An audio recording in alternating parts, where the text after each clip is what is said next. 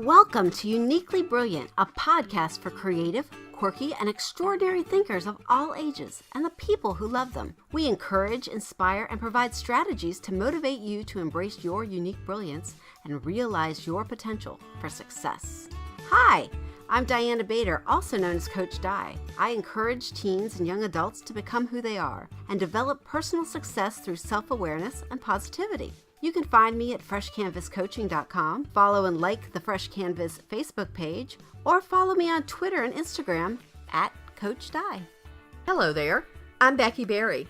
I am a performance coach who helps people level up their lives by smoothing out the relationship between their work lives and their personal lives. You can find my website at beckyberrycoach.com. I'm on Twitter at Becky Berry Coach, and you can find me on my Facebook page, Becky Berry Coach. Together we are here sharing our thoughts, insights, and experiences from our own uniquely brilliant perspective. All right, it's episode 110, and today we're talking about influencers. I love it. I love it. So I looked up influencers on the interwebs, and everything that came up was about social media. It's influencers, really? Yeah, because that's where we talk about it. That's the jargon now, right? That's true. Is the influencers on social media, and that's not what we're talking about. So we're gonna just start off. We can contrast it. So as I'm thinking about these social media influencers, I clicked on a link to Forbes.com and their list of influencers. Well, and they're all like 32 and under, and I'm like, right, like they have any knowledge or history or depth of experience that merits them being influenced. Sure, they have an opinion, but how informed is that opinion? It just cracked me up. Oh, that's wild. I did. And they're all like in these big bubble. That was that page with the bubbles on it. Yeah. So this is not what we're doing, because to me, those social media influencers, it's a surface connection.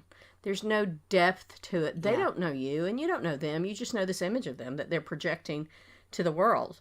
And they're paid for that image, so that's what it is, right?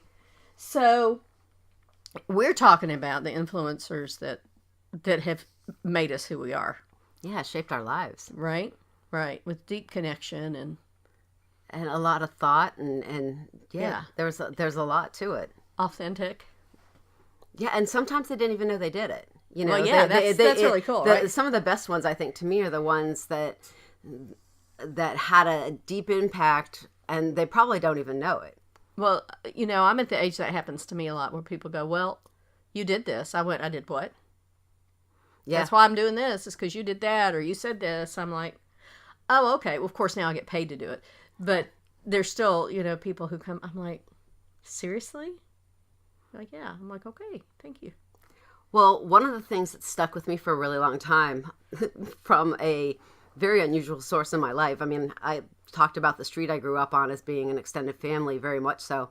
And my one neighbor that used to, before we had AC, used to play the trumpet and practice the trumpet. Oh, yeah. And would play Twinkle, Twinkle, Little Star for me and everything when I was really super little. And so you would go to sleep? Yeah, that signaled it was bedtime. That was taps? Yeah, that was your taps? Pretty much. Taps for babies? Pretty much. Taps for toddlers?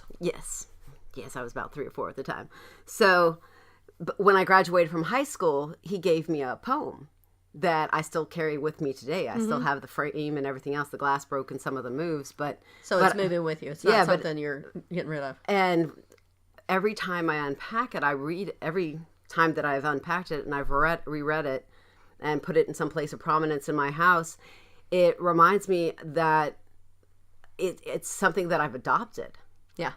It isn't just, here, this, and he is the most unlikely person to have given this to me. Mrs. A for sure. Mr. A giving me anything of any sentimental value or whatsoever. That's just not him. Nobody in the world who knows him would believe that he actually did this. But the poem is, or it's a thing from Mother Teresa. And it says, people are often unreasonable and self-centered. Forgive them anyway. If you are kind, people may accuse you of ulterior motives. Be kind anyway. If you are honest, people may cheat you. Be honest anyway. If you find happiness, people may be jealous. Be happy anyway. The good you do today may be forgotten tomorrow. Do good anyway. Give the world the best you have, and it may never be enough. Give your best anyway. And then the part he gave me didn't have the rest of it, but the rest of it is, for you see in the end, it is between you and God, and it never was between you and them anyway. I like that. Yeah. I've always liked that. And so there's so many times in our lives where we question whether we should do something or not. And especially if it's authentically us. I mean, I've gotten to points where it's like, oh yeah, how's that going to be received? And I'm taking it from every other angle. Yeah. But then when I'm really at a good place and when I go back and think about this, it's like, you know what? This is who I am.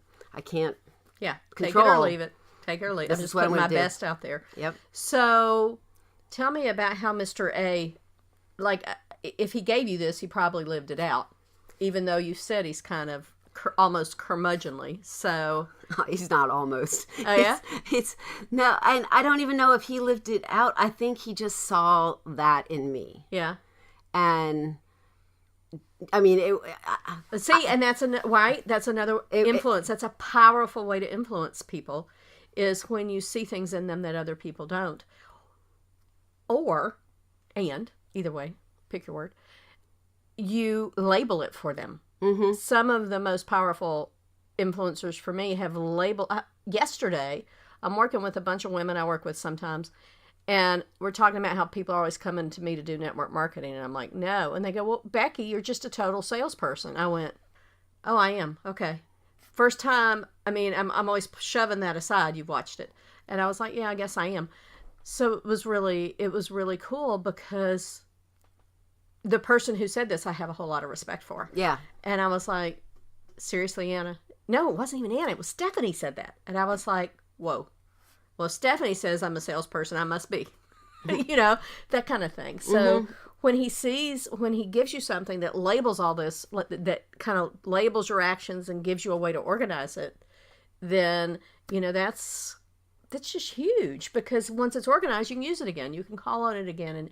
And I think it makes it easier to find in yourself if you have a hook for it. Yeah, yeah. And I mean, and like I said, if he was a very unlikely source, he probably would deny he ever gave this to me, even to this day. He played the trumpet for you every night when you were a kid. Twinkle, twinkle, little star. Be kind anyway. Mm-hmm. Be kind anyway. Yep. Right? Just right there. Yep. Exactly. So, I mean, he's probably like cringing in his grave, but seriously, is he still around? Oh, he's still around. Are you seriously? Yeah, I know. I'm actually thinking about making him cringe in real life. So. Oh, cool. Is still in the same street? Yeah, he's still in the same house. Oh, shoot. So when you go back, girl. Oh, yeah. Yeah. See, when you go back as an adult, you get to go make him all uncomfortable and tell him you did this for I know. me. I know. And it's fun. Because he's someone that's fun to do that to. Right? Because he's like, no. I didn't do that. Yep. But like I said, he was just one of a bunch of people on my street. I mean, I've talked before too about Mr. McKee. I haven't talked about him for a while, but Mr. McKee taught us how to use tools, partly to keep us out of the way of the float building when we were little, but so we developed the skills so we could be useful participants in the float building. He used to stick hammer or nails in boards and then have us all line up, and like whoever can nail the hammer in, or hammer the nail in. Yeah, let's do that backwards. Hammer the nail in fastest and straight. Yeah. Would win whatever we would win. Yeah. And mostly probably bragging rights. Well, and you were that much closer to working on an actual float, because he was a genius. He understood that if you give the kids real work, seems to be rocket science for some people, but if you give kids real work, they'll do it instead of getting up to mischief. Yeah, and so it became, my favorite thing that I took to college with me was my toolbox. Yeah. And I have a purple one. It really helped me, we've talked about this before, it helped me with my introversion, because I became known as the girl with the toolbox, and so people sought me out instead of me. I need to hang something. There were no command strips then. Everything was a nail. No, it was that. Or we did use a lot of rubber cement. That was really gross, but yeah. Did you really? Oh yeah, all over the wall. Oh my gosh. For posters and stuff. Gross. Oh yeah. Woo! Not when you put them up, but when you take them down. That's what I'm thinking. Well, yeah, but then we weren't usually in the same room, so that's somebody else's problem. Bad. I know. Bad. Who else? Who else? Oh, You want to go back and forth? Yeah, Let's go back and forth. So when we said this, it's between you and God, the first person that popped in my head was the preacher when I was a kid, Mr. Mallard, who just died last month. He was like 91 or something. Amazing person. As a matter of fact, he drove into my parents' driveway as Daddy was dying. So, wow. Yeah, he was right there, prayed over him right after. But he introduced me to to something that has always set me apart from a lot of people I know, is that the God I grew up with and the universe that I now, the language I use now, comes from a view of a God that's nurturing, powerful, yeah, never vengeful. Not, however he framed up what was going on, it was not something to be scared of. It was supportive. It has your back. It was nourishment. It wasn't punitive. It wasn't any of those things. And I've tried to join other churches, when I was a kid, and I couldn't do it. I just couldn't do it because there was this big, gigantic picture of a God, universe, whatever, that's just huge, that you couldn't contain in a book. Mm-hmm. And then all of my life since then, I have attracted ministers like that. They found me or I found them. And it's really, it's along with my parents, which I'll talk about next, that is what has set me up, is because if your foundational belief is that the universe is on your side when you're a kid, yeah, like explicitly, not implied, but explicitly, that's the biggest gift you could have. So even all the stuff, all the craziness that has been my life over the last however many years I've been alive, I'm tired of saying it, I just bounce right back up. I just keep going because I don't believe anything's against me. I love that. And that's where it comes from. Because it kind of came from home too. But that's really, and I didn't know this. When did I figure this out? I think in my 20s. Because I remember telling him, no, Al-Anon. So Ken was 4, so I was like 40. That when I was able to identify that why I can attach to these things in a real way, not in a surface way, but as soon as somebody says something like, detach with love and all those things, I'm like, oh yeah, of course. 10 years of therapy too. I'm not going to deny that, but yeah, it set me up. I like that. And I really think that our spiritual foundations are very key into our development as we get older. Right. Because as you're saying that, I was thinking, my minister, David Redding, he was amazing because I questioned everything. I know that's amazing. We've talked about the fact that I'm a questioner from the get-go. Right. And I mean, I don't know if I've mentioned on the podcast before, but I got kicked out of Sunday school because we were studying mythology in school, and one of the Bible stories we were talking about was parallel to a myth that we had talked about. Key word right there, parallel. And so I brought that up and completely flipped the Sunday school teacher out. And I'm like, wasn't that about the same time period? And this, and then she started flipping out, which got me argumentative. And I remember the buildings, the campus of the church that we went to was beautiful. It started in the early 1800s. What denomination? It was a Presbyterian church. See, me too. I knew it. It had to be Presbyterian or Methodist. And the outbuilding where the Sunday school was, there was this big open space between it with huge, 400-year-old oaks and trees and whatever. And I remember being out there just going at it with my parents. Don't you ever send me back there again. This lady has no idea what she's talking about. How old were you? 4th grade. Yeah, that makes sense. And the minister came out. He's asked what was going on. He's like, I think you're ready for the big church. All right. Yeah. I'm like, ha. But the one thing that he always did too was he always brought in real life stories. Yeah, Mr. Mallard did that. I like that. And so you could relate to, it wasn't something over here with this Bible thing. Separate it wasn't from you. Something over there, and the spiritual thoughts weren't, way big above your head. Right. They were happening in real life. Right, exactly. Exactly. There's no separation, right? Well, I do a lot of Celtic spirituality stuff, and it's the only one that resonates with me of all the things I've studied, Christian things. And that's because God is not separate from you. God is inside you, and I can do that.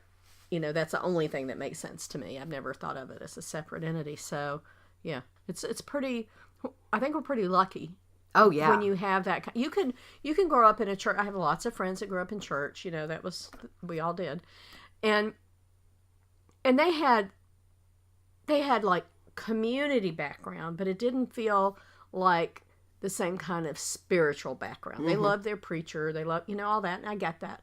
But this, I don't know. It's just different. I always felt there was more of a hierarchy in a lot of the churches, Well, it's just the language to me. And that, and there's just a lot of separation instead of a coming together. Exactly. And I think that's a big point. The other one I want to talk about before we flip back is, because we're going back and forth in time here, is my therapist, and everybody hears me talk about this all the time, right? It's Kathy. I don't even have to say that. If you've ever listened to an episode, I've said her name. Because, I don't know, she's the one who sent me to the feminist spirituality place, which gave me a whole bunch of stuff that just, it was like the icing on the cake. She also sent me to Al-Anon. So I got Al-Anon, feminist spirituality, and so as I move through all that, I'm like a cake that's getting iced, with more and more elaborate icing. And then at the end, it's just like, well, here's the flowers on top, and go forth and conquer, and that's kind of what I did. But Joe was my first therapist. And he's the one who taught me, and this was before the movie with Bill Murray, about baby steps. Oh, okay. Becky, and this is how he said, what's the least you can do to make this better? Because it was pretty nasty back then. This was before Ken. This was not beautiful. And he goes, well, so what's the one thing you can do that will make this better? And when I get like wrapped around the axle with a client, I'm trying to figure out how to help him get unstuck. I just hear that voice. I can see his face. I can hear him. And he's like, what's the one thing? And I go, okay, so what's the one thing we could do? Mm-hmm. Is there one just little thing to do to make it better? And see, I carry him around. We talked about this before we started recording. These are literally voices in my head. I can hear Kathy. I can hear Joe. I mean, like straight up Mr. Mallard, because that voice I heard for longer than any of the others. But, yeah. Those are straight up voices in my head. I mean, their thoughts are there too, and the training is there, and the influence. But I rely literally on voices in my head. That's why I talk to myself, I think. Well, you know what I think it is, though? I think it's, as I'm thinking about this, I'm thinking it's foundational. So it's all part of the foundation. It's not, it's definitely in my head. A lot of these voices are definitely in my head, and these thoughts and concepts and everything else. But they were also very foundational. So they're like DNA now. Yeah. And a great place to, get my bearings. Yeah. Because I think there are people who've been through what we've been through who kind of didn't make it like we did. Yeah. Yeah. I mean, not in a braggy way, just in a factual way. And I think we have this built-in resilience that we acquired pretty young. Mm-hmm. I think so, too. Pretty young. That kind of got enhanced. I think even, I don't know about you because you've had some really things, but for me, that kind of got enhanced along the way because people were just there. Do you know I just wrote about this? This is my blog post this week. It's called The Long and Winding Road. Greg just sent me a face laughing with tears coming down it. Oh, yeah, and he listens, so yeah, Greg. No, he liked it. But that's it was kind of like my journey. Okay. And when I said that, I just flashed on one of the people that was in there. So, yeah. Oh, that's very cool. Yeah. I had to write it down. So. Well, and to me, it's interesting because a lot of my influencers were, older than I. Oh, yeah, me too. But I do have a few that were peers, even way back in the day. Yeah. Like the guy in your class. Well, actually. Is that the math one? Do you know what I'm talking about? Some guy in one of your classes you really messed up. Oh, or chemistry Dave. Or something. No, yeah, Dave. Dave. Yeah, no, David. Yeah. And actually, that was social studies. I knew it was something that was weird. Yeah, there was social studies because I ended up getting a D on my report card, and even though I had turned everything in and didn't do horrible on all my tests and everything, and when I had a very scary teacher and really debated about going in and arguing my D, but I really, that was going to mess up my grades. And went in and confronted him. And Dave was so laid back and just sweet as can be. And sitting there, I could kind of see him out of the corner of my eyes. I'm arguing with his teacher. He was in the room. He was in the room, just kind of chill. And as I'm arguing and I'm getting more and more upset, he jumps up and throws his hand on the table and said, "There's no way she got a D in this class." And not only did he startle me, he startled my teacher because it just was very out of character. Yeah. And argued with my teacher until he at least changed it up to a C, which I knew I could get back up to a B. Mm-hmm. But yeah, and that was one of those things. What I took from that throughout time was that somebody had my back. Right. And even if I had to go all the way back to Dave in social studies, somebody had my back. When you feel like nobody has your back, you know it's happened before, so it can happen again. I think that's a real value. Yeah. I think that's a real value in having influencers. Yeah, and I've got a reunion the end of this year. I can't wait. Like calendar end of the year? October. September, I guess. Like right when you move back up? Yeah. Girlfriend. So I am hoping to tell Dave what an influence he has been. Oh, that's great. Mm-hmm. I love it. All right, now you pick one because I gave you one. Now you get to pick one. Oh, now I have to pick another one? Well, another peer would have to be my friend Bruce. He, I remember him from elementary school. He was a couple years younger than I am, but he was one of those people that was always so wise. So wise that it was annoying sometimes. that he'd say the right thing at the right time, whether you wanted to hear it or not, or whether you were ready to hear it or not. Okay, so like you're talking to the person who people said that about. So yeah. Yes, I totally. Oh yeah, well, I mean, I've heard that about myself too, but it's a whole other thing when it's turned on you. Right. Nobody ever turned it on me. That was my problem. Yeah. Yeah. No. And that was one of the things. And he's another person that just some of the things that he said throughout time that I've taken with me, and gotten into a jam, and it literally would be like, "Oh, what would Bruce say to me now?" And I love that. Yeah, I mean, really, I think that's great. And to have to pause because he was a very grounding force. I tend to be a little flighty out there. Yeah, I tend to see big pictures and go towards shiny things and. You're flighty, but not in a fairy dust kind of way. No, it's just, everything is exciting and new, and I want to know about this, and I want to know about that, and... I know what episode we're doing next. You were ready for it today. Oh, now you scared me. But the wonder one. That's hilarious. Yeah. But Bruce would always ground me and bring me back to a place of logic, and... I know that's because I'm trying to picture somebody trying to bring me to a place of logic. I'm like, I don't even know what that word means. I made a D in it in college. Oh, in philosophy. I've got a spot in my brain that can go there, but it's accessing it, and he just had a way of like organizing it for you. Well, or just smacking it out of me. So. Well, we've also talked about a lot about how the people who influenced us by just letting us be us. Well, and John. John. I mean, he would go, Becky, really, but it'd be fine. Did you really just say that? He goes, that is just like outrageous. But then he'd like, let's go, come on, whatever. Still to this day. And I think that's the underlying key of all the people that influenced me is they all did let me be me. Yeah. They didn't condemn me for anything that was naturally me. Actually, they taught me to embrace it. Well, and because we have that similar thing where I was always the youngest in the room. Of course, now I'm always the oldest in the room, which I love. I've been waiting for this for a long time, and that makes a big difference. It makes a big difference when you're brought along in an authentic way, to the big table. People always thought I was older than I was too. No, now they think I'm younger. It works. It balances out. So I think that's really important.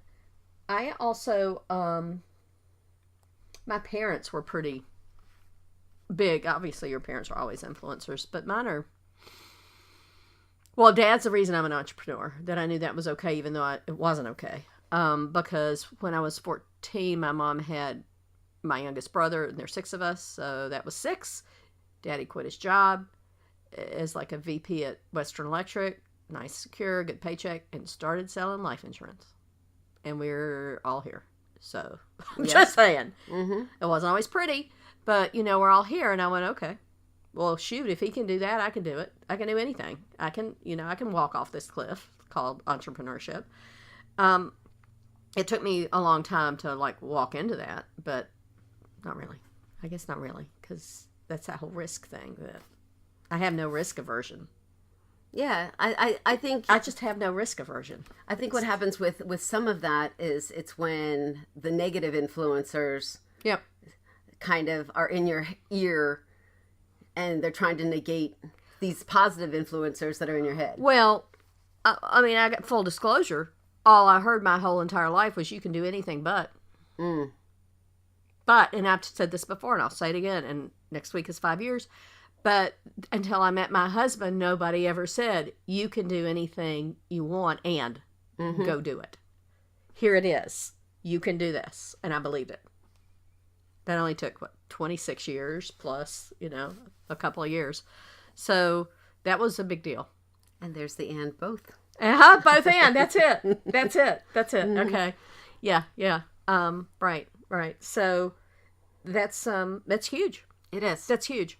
Because I always thought I could do anything, except people kept telling me no, and I couldn't find my way through it because there weren't coaches then. Do you know? There weren't coaches then. And there were not coaches in 1975 for 18-year-olds who were like me. 18-year-old boys, yes. Girls, no. Because I was interested in everything, and it wasn't okay to be interested in everything. And I wanted, and it just wasn't okay. So I created my own degree so I could study any history I wanted to study. I just did what I wanted to do. And it was really hard. But I think the, again, I had that core. I had those influencers in my head who believed I could do these things. Well, I think when you have a foundation of people who believe in you just as you, that it is going to be hard because you've going to try to be you, I mean, it's much easier to succumb and try to fit in and everything else. It's a whole lot harder to stand out. Right. Don't settle. Just, that's my thing. That's my speech. Let me tell you about that later. But that's my speech. And, when you just said that, I just flashed like first grade on. I just won't settle. No. I just won't. And I still won't, and now I won't let my clients, but I still won't just, see, there's that word, settle. That's exactly how it feels. See, so steady, settle. There you go. It's just not possible. No, I would get bored. I'll compromise. I'm not like insane. I'm pretty, I'm pretty reasonable. Yeah. That sounds kind of weird coming out of my mouth, but I am pretty reasonable. I'm just going to help you. I'm just going to help people find a way that they don't have to settle, that they can be thoughtful and figure out a way to make it work. Well, I think when you settle, you're not settling into yourself. You're settling into somebody else's That's view that of expectation thing again. Yeah. Right. Yeah. Right. Then I had these two teachers, a teacher and principal when I was in high school. And this didn't occur to me till after I met Bo too, because Bo grew up during World War II. He was born in 1940. His teachers were like in the war. Well, so were mine. And my teachers were women. So I had a whack and a wave. The wave was my principal, a good friend of of my mother's, but not my grandmother's. And then my 5th and 7th grade teacher. And it was subtle. But a lot of the stuff that was painted all over girls didn't get painted all over the girls that came in contact with those women. And it's a powerful thing, even when you're 11 and 13, because 7th grade was still elementary school when I was in elementary school. To even if you don't realize it at the time, have a teacher who was in a war. Oh yeah. And we had to learn the flag poem and the tree, all these poems by soldiers. And I had no idea. Flanders Fields, from World War I. But I just wonder how much of that really informed me going forward and when I'm studying history and when I really think about it. And that set of books I told you I just read by Jacqueline Winspear about the woman who is a nurse in World War One, and then she's like a private detective. It's way more cerebral than this. That's changed the way I coach. This one, and it just now as I'm saying this, I'm like, oh, there we go, right there. So it's that same kind of thing. So those were you can have influencers that you don't realize for decades that they had an impact on your life. Yeah. It was one Memorial Day that I really put this down. I was the editor of a newsletter, and I wanted to write something, and then they just popped into my head, and I wrote it. Nice. Yeah. Pretty cool. Pretty cool. That. Mm-hmm. All right, got anybody else? Oh yeah, I see somebody else on your list. Oh, my grandfather? Yep, my grandfather. It's funny because a lot of people, I try to keep a positive attitude, and I'm trying to do this whole stuff around positivity, but he was probably the influence behind that. I think I've mentioned the story before, but, in college I was studying psychology, and we were studying stress, and stress was becoming a buzzword very, very frequently more as an excuse for... So it's like the 80s? Yeah. And so he's like, I keep hearing people tell me, that they're stressed out about stress. He's like, explain this to me. And I just finished a unit. I knew everything. You're 20 years old. You're like, I got this, Grandpa. Oh, yeah. Well, this is it. This is the stress index. This is this. This is why people are so stressed out. They go through all this stuff and blah, blah, blah. And he just looked at me and goes, well, isn't that life? Bubble pop. It's so true. It is. And, going back, looking over it. But your grandfather's also a stress junkie like you and I are. Okay, so let's just be honest. Well, right there. yeah. He grew up in the Depression. He grew up, just stress junkie. To a degree, but it's never been, he's never seen it as a stressor. Mm-hmm. It's just is. Right. And so when stuff just is, you just go through it. You don't wallow in it. Right. And that's one of the big things I learned is that, I've had some significant events in my life. I'd say. And even early on, lots of death. Mm-hmm. Saw lots of people. I saw friends getting abused by their parents. I see all, just lots and lots of stuff that led me in the direction of psychology. Mm-hmm. But at the same time, it happens. What's next? I never really ever thought, okay, well, that happened to you. You're screwed. Yeah. Better edit that one out. Okay. What's another? It's just you're in trouble. You're in trouble. That's it. I've never really thought of it, but you just don't stop there. But I see a lot of people stop there, and that's where I get frustrated, and that's where I got more into coaching. Yeah. As opposed to psych, is because psych, it allows you to stay there for a while, and some psychologists keep you there in that place for as long as the insurance is paying. And I just wasn't one to buy that. I mean, it's important. It influenced your life. It influenced how things go, but don't stay there. That's why I fell in love with coaching, is because coaching takes you from where you are to where you want to go. Right. I think that's important. An important way to describe the difference. People ask me that all the time. I'll be using it. Anybody else? You want to? I'm sure there are hundreds of people. I know. Actually, now that we're doing this, we could probably make a 2-hour episode, but I don't think I want to do that. I don't want to edit it, so please don't. Right? I mean, yeah, really. Right? Seriously. All right, so we're going to take a second and figure out our stamp of brilliance for today. So hold on, and we'll be right back.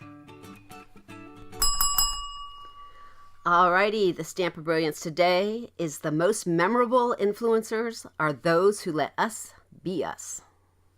Bingo. For sure. Thank you for listening. If you enjoyed the podcast, please share it with a friend. Also take a minute to rate it and leave a review on iTunes. Check out the website at uniquelybrilliant.me and sign up to have the podcast delivered directly to your inbox. Shoot any thoughts, comments, or suggestions to us at uniquelybrilliant.me. And you can now find us on YouTube and reach out to us on Facebook. And don't forget to like us. Please like us. It really helps. Until next time.